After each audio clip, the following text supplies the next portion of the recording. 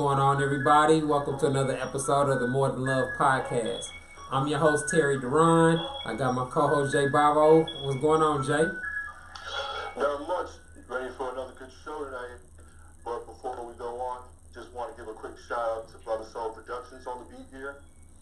All right, man.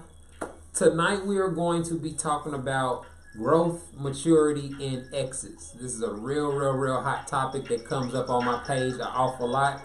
But before we get into the topic of the night, we're going to start the show off with a segment that we call Terry's Top 3, where we basically highlight the top 3 posts from my Instagram page at Terry Duran. Now this week we got a couple of videos that we're going to be looking at. We got some interesting dialogue. The first video that we're going to be playing is a clip that showed comedian Just Hilarious on Dish Nation, and they were having a discussion about how long to make a man wait for sex. Let's take a listen. What is the longest you've waited when you're with somebody, you're interested in them, the longest you've waited to have sex? 6 months. I used to have a 6-month rule. The longest I waited was 2 months. I waited 2 months, and it still was bull. At the end of the day. What? Well, no. Wait, pause. Do you even know the man's last name in 2 months? I have a list of questions that I ask. So people like you won't be like, well, did you know him? Yep, I know his mother name, his cousin, everybody. Because I ask these questions so somebody won't be able to be like, you don't even know him. Yes, I do know him. Jess, you're asking questions like the credit card company does. All right, the street you grew up on, childhood pet, favorite color. Sounds like a damn first interview. car. Like a doctor. The name of your first car. All of that. What's your favorite author? color? Favorite How many teacher? baby mothers you got? I need to know all of this like on the first date so I know if I'm going to proceed for the second date. You know his But he was- security passcode says. I need to know when you bank. stand up, do you have a print? What's going on? All right, man. Now that was a lot of interesting conversation. A lot of the things that they were saying just highlight the false information that women provide themselves during the dating phase. On my page, I often talk about this time period that women often use as a measure on whether or not they want to date a man or not. You know, making somebody wait 6 months just to have sex, that's really a useless test, because it doesn't tell you anything significant about the man. It doesn't let you know whether you're compatible with him or not. It doesn't let you know whether he's a quality man or not. And it doesn't guarantee you anything. And wait a second, and she even said, like, okay, and it was still white. So you waited on it, and you know, you end up not being sexually compatible. Yeah, I mean, Now that's not to say, okay, do it, you know, the first 2 hours, and you're not anything like that. But I just don't see the point of making somebody wait or put a time period on it. Okay, it has to be, you know, the popular one was the 90-day rule. Yeah, especially since, you know, when Steve Harvey movie came out years ago. Right. Now, it obviously a woman should wait till she's comfortable with a man before sleeping with him. Oh, But definitely, no question about to it. have a prolonged time period like 6 months or 5 months, like, just think about that. Like, if you are talking to somebody on a consistent basis for 6 months, that's 180 days. What are you figuring out about them on day 89 or 189 or 179 before you decide that they finally worth sleeping with? You know what I mean? Like that Right. just okay, if you think about it, right? We know that women get in their feelings really early. Once they start liking a guy, they catch feelings, etc. That's why men have to warn women about catching feelings, etc. If a woman waits 6 months and then starts having sex with the man, ain't it more likely that she's gonna be in love by that point? And so if she's more likely to be in love, don't that create some of the problems that cause men to cut women off? Because they start trying to press for a commitment, they start acting drastically different than they did before they got the dick. So You know, in that situation, a lot of men are probably only going to wait 6 months. That's very true as well. You significantly decrease your dating pool by having some. Because think about it. Okay, you're gonna make him wait 6 months. Now he may or may not, in that time frame, it's gonna go deal with somebody who is gonna be cooperative with him sex. Yeah, if you're dealing with any man that has any level of success with women, he has women that he can get pussy from. And that's where I'm going with that. You know, men that are successful with women, why would they wait 6 months when, you know, they got somebody who's willing to give them sex, and they don't have to go through the trouble of hassle of waiting 6 months when they can do it within a week, 2 weeks, or whatever it is. Yeah, I mean, and really, okay, so even if a guy does wait 6 months, that doesn't mean he wasn't getting sex elsewhere, and it doesn't mean that y'all gonna be together or y'all gonna even have a healthy relationship. It doesn't let you know that y'all are compatible. It doesn't do anything. But if a man passed this test, he automatically gets this favor. Like, I don't know, man. It's interesting to see women that have been dating for decades still believing in stuff like this. Right. I mean, the bottom line is this: it's not conducive to a good relationship, productive relationship, a healthy relationship. It's not conducive to any of that there. Right. It just gives women a kind of a false confidence about what's going to happen out of the dating scenario. So he waits 6 months and has sex with you 6 months. So that means he's automatically boyfriend material, husband material, or however you want to put that there. No. Man, I guess, man, I'm not sure exactly what it means to those women, but it's just another point about useless information that women use to make their dating decisions. I mean, it's a really, you know, it's a flawed dating standard, and it's really, I just would say it's an endless fact when it comes to dating there. Man, I mean, it is what it is. Women are always going to have stuff like this that they were told to wait a certain period of time, and women that, like, Eva was married, and so any woman that is married that says something like that, other women just treat it like that's the reason that she's married. Like, oh, it must work. She's married. Like that. Just there are a lot of people with right, but you can't go basing that off of somebody else.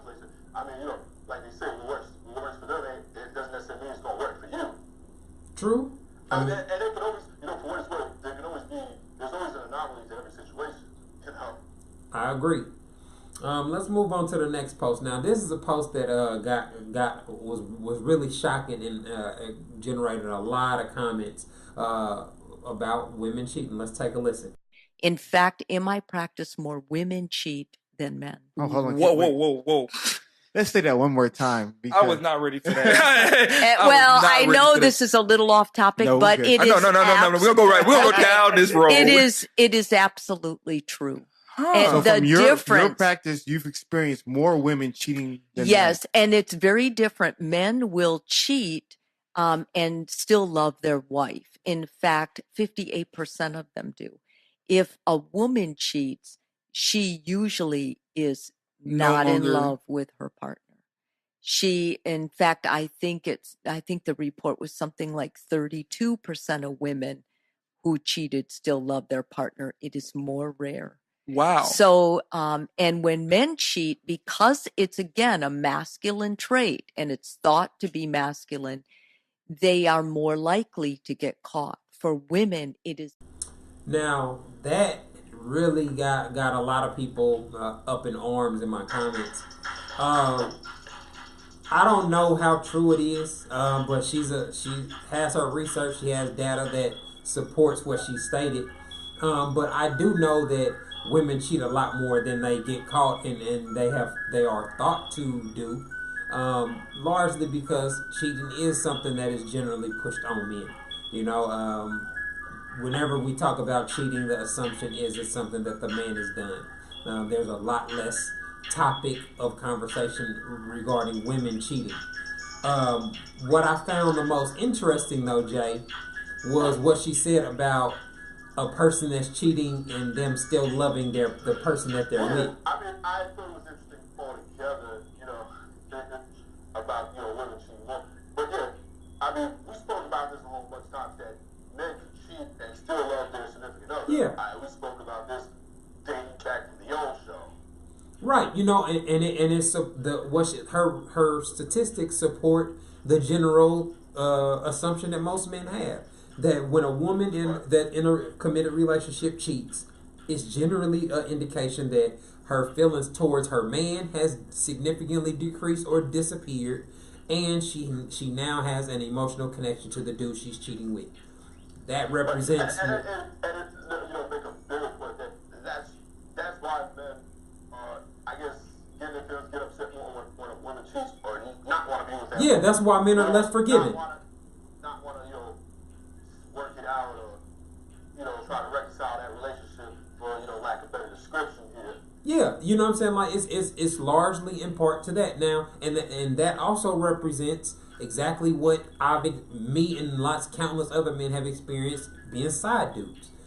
Women that are cheating on a man often fall in love with the side dude and are trying to actively try to get him to replace the man that she's with. And so I thought it was interesting to not only have a woman come out with that information, but to actually have data and statistics to support what she was saying. That created a tidal wave of conversation. And it kind of reinforces what we, things we talked about before about man not having feelings. He can have sex with somebody and not have feelings. So, it's not indicative of him being, less of a man or a good man or not. Right. That's how a man that is highly respected, that nobody would ever suspect of cheating, can be cheating for years and nobody will ever tell, because it's just pleasure. He just uses it for that particular thing, and it doesn't cross over or impact the other areas of his life. Right. It's just, you say, men don't necessarily place a high value on sex as women do. Yeah, very true. That's also always reflected in the discussion about cheating. Now let's move on to my latest post, or the last post this week. Now this was a post by an Instagram model that was a message to the guys that are in her comments, sending thirsty, flirtatious comments or whatever, calling her bae, etc. So I forget exactly what her handle is. But she's very attractive and she has a couple 100,000 followers. So she has a very popular page. Let's listen. This goes out to any and everyone who writes things like wifey and be my girl under my post. Firstly, you're not ready for this. You're not about that life. I'm very hard to deal with and you don't want to deal with me. I'm impatient. I'm stubborn. I have high standards. I like chivalry. If my mom doesn't like you, you're out of here. I'm Jamaican, so I'm feisty. I post what I want on Instagram. You better not see nothing or else you're out of here as well. I'm very confident and I wear what I wear. And if you try to change or control me, I will not listen to you at all. I take forever to text back, but you better text me back quickly or else you're not going to survive this interaction. Also, I'm opinionated. I like to go out, I like to drink, I like to twerk, and you better not say anything about it. So if I still interest you after that, then good luck and have a beautiful, blessed day. Now, when I saw that video, all I did was give her props for keeping it 100. She owned her flaws as plentiful as they are. You know what I mean? Like, she owned her flaws, and she warned the guys that just because I'm beautiful, just because I look great, don't mean I'm wifey material, etc. That's very rare. So there was transparency there, Pointed out the flaws. She's like, basically, hey, if you still want to get me after that, that's on you. Yeah. You have been warned. Now there are gonna be lots of men that will do it anyway. Try to prove because she's attractive. Yeah, off top, she's very attractive. You know what I mean? But any man that would pursue a woman that thinks and operates like that deserves whatever comes with it, man. Like, I don't have no sympathy for you. I'm not gonna feel bad for him. I'm not gonna, I won't cry too hard for him. Right, like, how can you feel sorry for him if she tell you all this up front? I don't listen. I'm hypocritical. I don't text you. She goes out. She drinks. She twerks. Yeah. That's what you need to hear. I mean, drinking and twerking don't mean my wife drinks and twerks at at appropriate times. You know what I mean? Like, she says she does this on a regular basis. I'm sure. oh yeah. Her page is got a lot of booty pics. Like, she's an Insta model. Like, I wouldn't say she's a thought or whatnot, but she's definitely a model with a very cute figure that has a very significant following. But just to hear her list all those type of things, like, any man that would willingly walk into a dating situation like that, obviously he's desperate or don't got very many other options. Because it's not that hard to find a cute chick with a banging body that got some common sense. It's easy to get along with. You know what I mean? Like, so I don't know what other issues she may bring, but just her personality alone is going to. I mean, just think about, you know, a lot of these, I guess you could say, video vixens from years past. Or even groupies, you know, knowing groupies that people still date, knowing the flaws. Yeah, I mean, man. I mean, think about, the superheads. I mean, she wrote a whole book, and people, she still got married after the book. Man, I mean, I didn't hear. I've never heard anything about her. Like, she just had a reputation for being a hoe or whatever. I didn't hear anything about her being not being cool to hang out with. You know what I'm saying? Like, from what I've read and. My point is, you knew what her MO was. Yeah, I mean, but that's very different. I mean, she put out a book, put these businesses out there, and like I said, people still. But that's different than a woman having a long list of toxic behaviors. You know what I'm saying? That she's warning you about. Like, if you like she said in the video, if you overlook all these fluorescent red flags, then you got. Like I said, that's my question. Even with saying some of these, groupies, video vixens, or whatever, then the red flags are there. They might not necessarily be transparent like this woman is, but the signs are there. People will still pursue. Yeah, I definitely agree with that.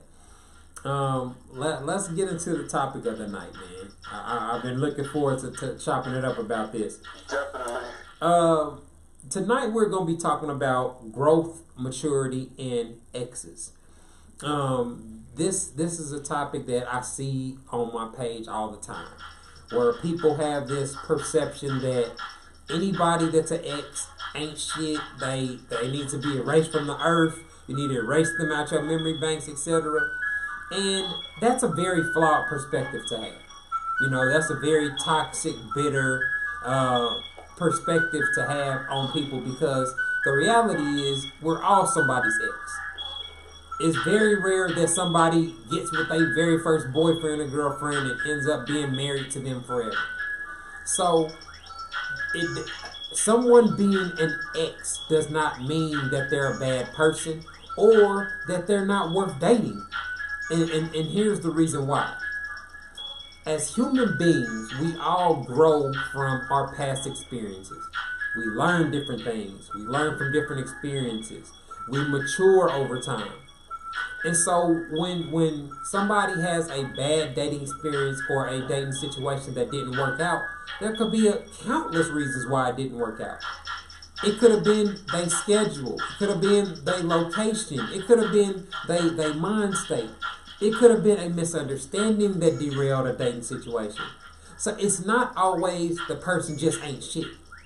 And so when you think about dating and growth, you have to keep that in mind. You know, if you Jay, let me know what you think about this. But if you just had to poll the general public and you asked them this question: do you feel that you think and behave the same today that you did 5 years ago? No, absolutely not. I don't think anybody would. You're not gonna make the same. Let's put it this way: you're not gonna make the same decisions at say 18, 19 as you would at 24, 25. You shouldn't. You shouldn't. And you're not gonna make the same decisions say in your 30s as you would when you were 25. You should, like you said, you shouldn't. Like, there are always exceptions. There's always exceptions, but my point is, you should always evolve. You should always learn from the last relationship. Like, use your last relationship as learning to. Obviously, for your ex, it didn't work out for whatever reasons there. So, yeah, I mean, there aren't no automatics, right? Like, every ex is not an evil person. It does not mean that they not capable of having a healthy relationship. It don't mean that they don't deserve respect. It don't mean that you can't interact with them on a cordial level. You know what I mean? Like, even if you don't want to sleep with them again or don't want to get involved with them, it don't mean that you have to have animosity or a hatred towards your ex just because your relationship didn't work out. Sometimes y'all are just not compatible enough to make a relationship last. Sometimes your problem resolution or your conflict resolution skills are not up to par. There could be lots of different reasons why a couple ends up breaking up. And so when you think about it, like, sometimes people just aren't mature enough to handle a situation at the time that they're in it. Maybe they don't realize what they have. That's human nature, to not appreciate what you have till it's gone. Like I was saying earlier, it just be a maturity thing. You know what I'm saying? One person's on one level at one point, and the other person may or may not be on that same level at that point in time. Right. That's why timing actually matters. Definitely. Timing is everything. Right, and that's why it's important when you're looking at a person's age when you're dating them. That what phase in life they're in. That's a big role when you're talking about serious dating, relationships that could potentially lead to marriage and children or families, at least intended children. Obviously any situation could lead to kids, but a situation where you're trying to build a life with a person. Those type of things should be taken in consideration. You're trying to see if you can raise a potential family with that person. Right. You have to put thought into the things that actually matter.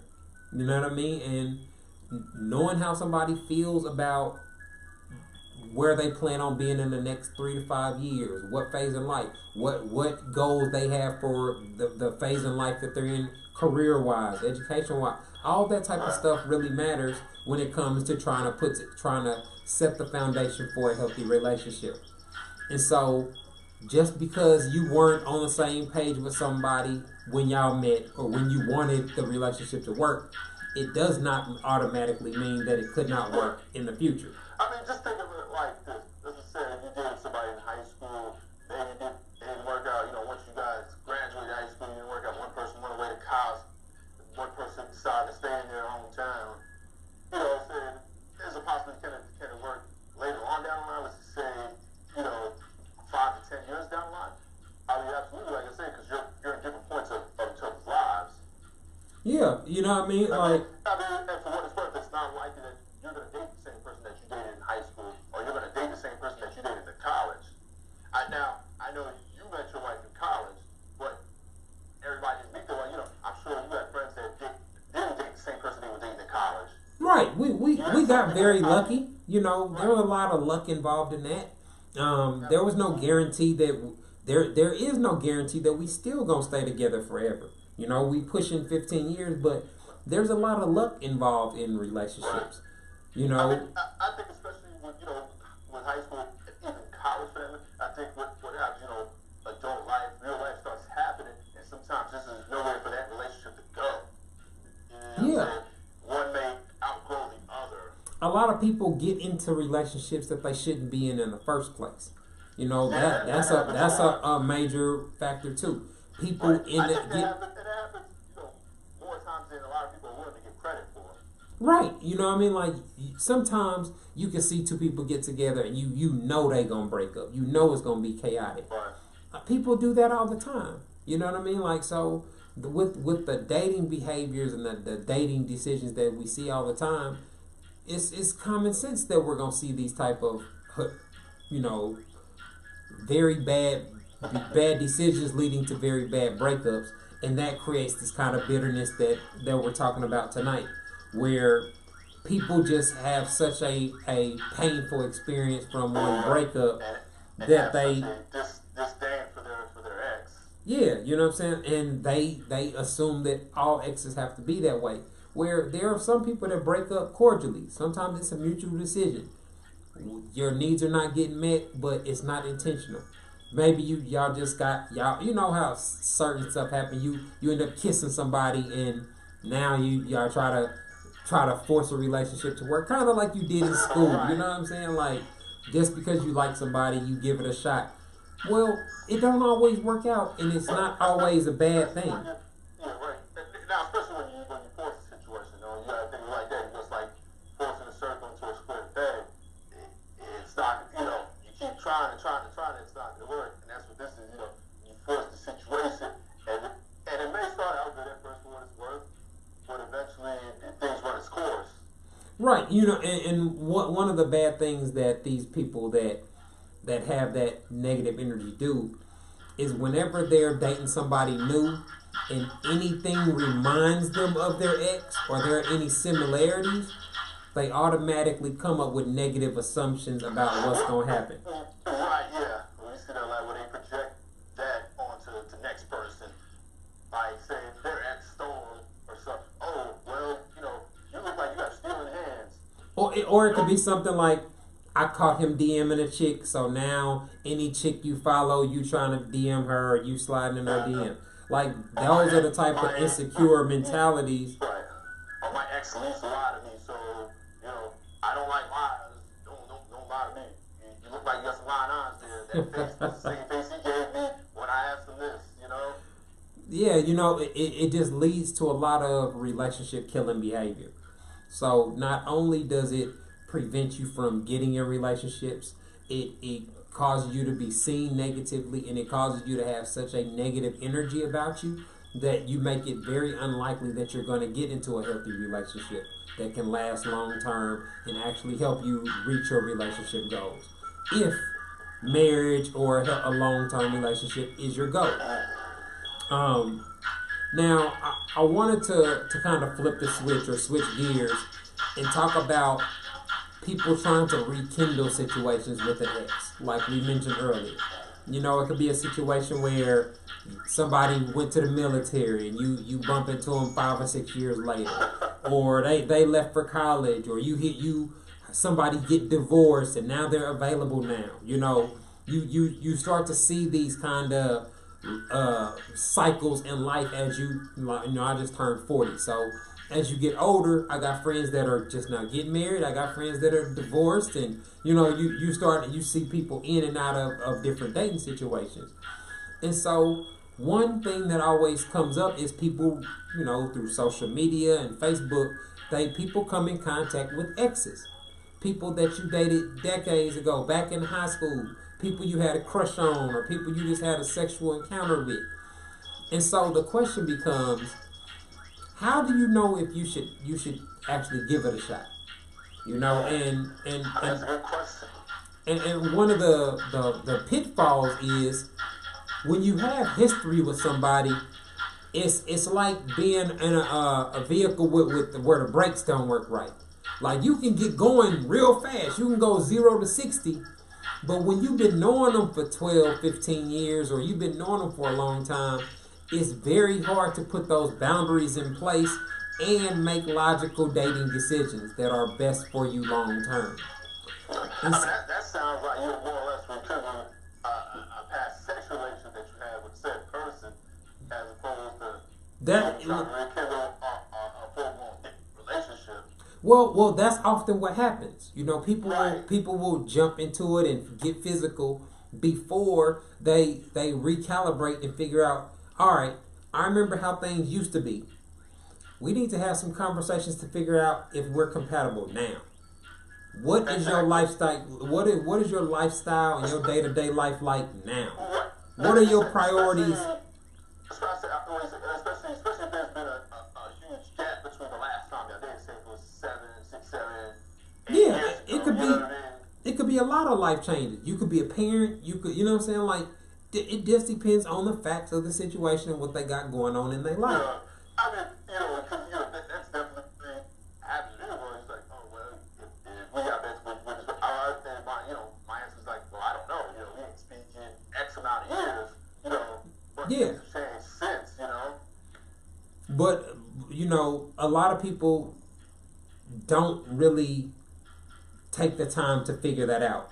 They either have It's like one of the two extremes. They either have that all exes ain't shit and getting with an ex is like trying to put a turd up your ass type of mentality, or you have the kind of hopeless romantic that is so excited to be rekindling the flame that they get consumed by the excitement and jump into a bad decision. Right. Because a lot of times, you see it in movies where, they break up with somebody, maybe they don't, talk in a couple years and all of a sudden they run into them somewhere, they run into them on the bus and they talk and they say, oh, well, I realized once we talked, I really love this person, and then, everybody live happily, they get back together, everybody live happily ever after. Yeah, I mean, that's the scenario that a lot of people would love to play out. And it's possible, getting with somebody that you do have a background with, that do know you from back in the day. That does lay some of the groundwork that it would take to get into a healthy relationship. Just like you said earlier, there has to be a conversation about that, and you got to see if you're on the same page on certain things. Right. It should require not the exact same conversations that you would have with a stranger, because you're already going to have a lot of the information. You're going to have mutual friends. You're going to have mutual memories. You're going to have other things that increase. Well, one of the things that it does, getting with the ex, is it decreases the chances that you're going to be fed some bullshit. You know them, you know they people, you know what they, you know what I'm saying? Like, so you're not likely to get sold a dream that is totally different than the reality. With somebody that you actually know, and like I said, you know where they from. And, you have at least some kind of rapport with them. Right, you got mutual Facebook friends and things of that nature, because they're somebody that is part of your past. So I just wanted to use this episode to kind of dispel some of the negative myths that people have about exes, and the perception that just because a relationship didn't work in the past, it's automatically an indictment on a person's character or their ability to be in a relationship in the future. That's not a real fair thing to place on anybody, because none of us want that type of label placed on us. We are all somebody's ex, and we're all capable of learning from our past situations, learning from past mistakes, and making the decision to change our behavior going forward. So I think that's the benefit of the doubt that we should be able to at least give to our exes until we prove otherwise. Right. That's not to say just go back to every ex. No. Not now. There are some exes that don't deserve anything. There are some people that are legitimately fucked up and bad exes, but that does not apply to every ex. So I just want to make that differentiation. There are some abusive exes, an ex that tried to kill you. Like, there are some very fucked up people, but there are also a lot of people that are exes because of rumors, misunderstandings, immaturity, pride. You know what I'm saying? Like, things like that where, well, damn, if I was 25, I wouldn't have been tripping off something that petty or that minute. Those are the type of situations where it may be in your best interest to see what would have happened. To be able to talk about it. Take ownership, like, yeah, you're right, I was tripping. But I was in my feelings because of this. You can explain what happened, and that could actually help bridge the gap to possibly having a dating situation in the current day. So I just wanted to dispel some of the myths about exes and the idea that I see portrayed in my comments all the time. Looks like we are up against the clock. I think this is a pretty interesting episode. Hopefully this will help a lot of people get some closure or get some understanding for they exes and their past situations. Make sure y'all share the episode. Tell your friends about the podcast. Another shout out to Brother Soul Productions for the audio. Thanks everybody for tuning in. This has been another episode of the More Than Love podcast. All right, good show.